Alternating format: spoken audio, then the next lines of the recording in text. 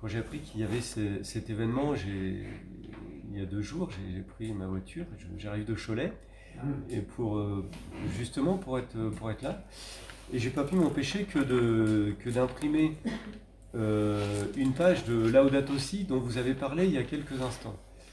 Et en fait, moi, ce qui me désespère un peu, c'est que justement, si peu de chrétiens et de catholiques soient au courant ou lisent ou s'intéressent à l'encyclique, aux encycliques, notamment celle de 2015 sur la sauvegarde de la maison commune du pape François, qui s'appelle donc Laudato Si.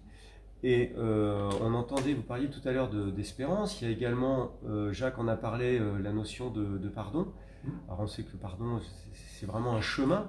Et l'espérance, c'est de croire que Dieu nous donne la force de pouvoir le faire, que par nous-mêmes on ne peut pas. Et il nous a donné des yeux, des oreilles, il nous a donné des moyens en fait. Maintenant, comme vous l'avez rappelé aussi, la personne qui est dans la souffrance, elle est isolée, elle est perdue. Et elle s'en veut, elle peut se croire nulle, ou qu'est-ce que j'ai pas fait, qu'est-ce que j'aurais dû faire, etc. Et comment dire, il faut vraiment lire cette encyclique. On la trouve très facilement sur internet. J'en ai pris 2-3 exemplaires s'il y a des gens qui veulent. Et il y a un article qui est l'article 123 qui est pour moi fondateur de ce que dit le pape. Alors, Petit rappel, moi qui suis catholique, quand je récite mon credo, je dis je crois en la Sainte Église catholique, je considère que j'ai un chef spirituel, qui est quand même le pape, qui est aussi, entre guillemets, un chef d'État, dans un sens. Hein. Oui, il est aussi. C'est, quelque part, c'est aussi cette étiquette-là. Et il y a une approche concrète, il y a une approche physique, entre guillemets, je vais oser dire un gros mot, mais c'est malheureusement ça.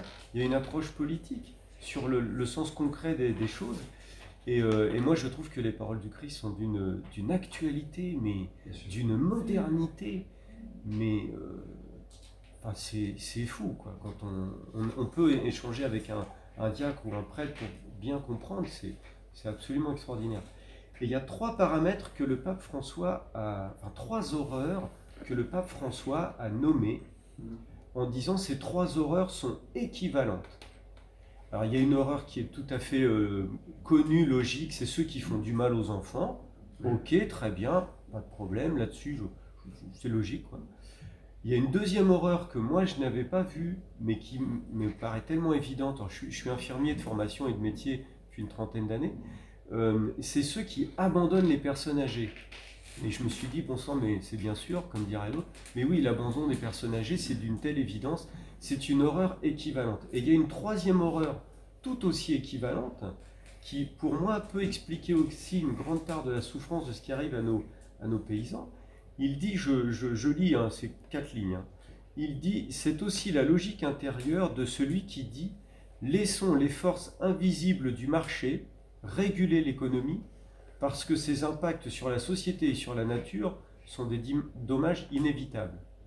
Dit autrement, il y a une autre horreur qui est de dire laissons les forces invisibles du marché faire les choses, parce que de toute façon leurs dommages sont inévitables. Et non, les dommages, c'est les 600 croix qui sont dehors, et les forces invisibles du marché, et je ne suis pas contre la notion de marché, c'est pas ce que je veux dire, mais les forces invisibles du marché, c'est l'ultra, ultra, ultra marché où on ne maîtrise plus rien, où le marché se considère plus puissant que la parole du Christ, et où il dit non, mais c'est bon, on trouvera une solution. Et non, la suite, c'est les 600 croix qui sont dehors. Et après, je termine là.